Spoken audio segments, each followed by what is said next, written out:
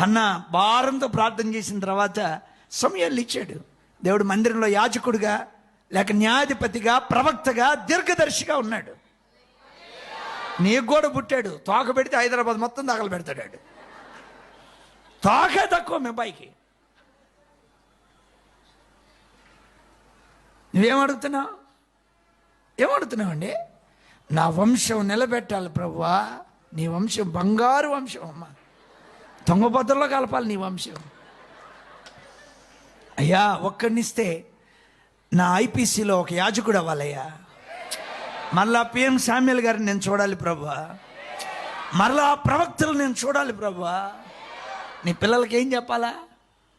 వాడు పుట్టుక మునిపే కోటు, పుట్టిన తర్వాత జాలదు.